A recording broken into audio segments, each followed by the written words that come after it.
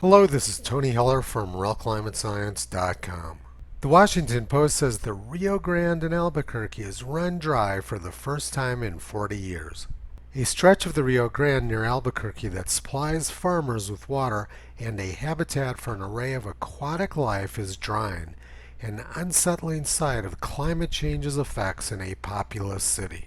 And the story is being dutifully repeated by many other propaganda outlets. But now let's take a look at what's actually going on in my home state of New Mexico. Los Alamos, New Mexico, where I come from, is 60 miles north of Albuquerque. They're under a flood advisory and have heavy rain every day in the forecast for the next 10 days. Let's take a look now at the United States Geologic Survey water dashboard. They show stream flow in the Rio Grande just north of Albuquerque as being normal for this day of year at 455 cubic feet per second.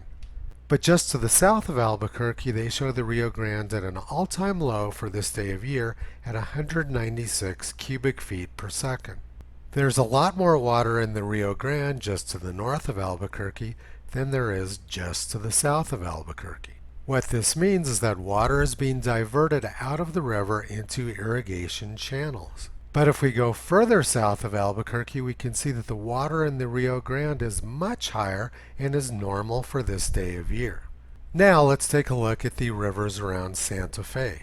Stream flow in the Rio Nambe is at an all-time high for this day of year. Stream flow in Tezuki Creek is also at an all-time high for this day of year. Stream flow in the Santa Fe River is at an all-time high for this day of year. Stream flow in the Galinas River is at an all-time high for this day of year.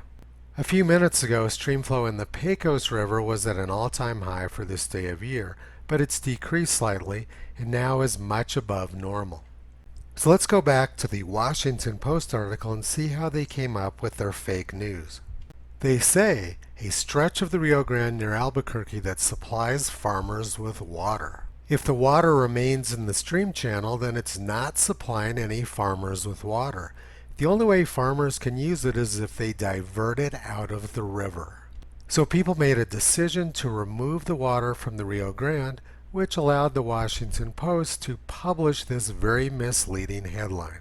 The press says that New Mexico is having the worst mega drought in 1,200 years. So let's take a live look at the Los Alamos golf course to see just how bad this mega drought is. They're expecting nearly an inch of rain tonight, and the golf course is as green as I've ever seen it. This does not look like a mega drought to me. According to our press, you can be under a flood advisory, have rain in the forecast every day, and be suffering the worst mega drought in 1,200 years. Toto has been pulling back the curtain on these fraudsters in the press for the last 14 years. You can visit him, Kyrie Caesar, Toki and Upla on the web at realclimatescience.com.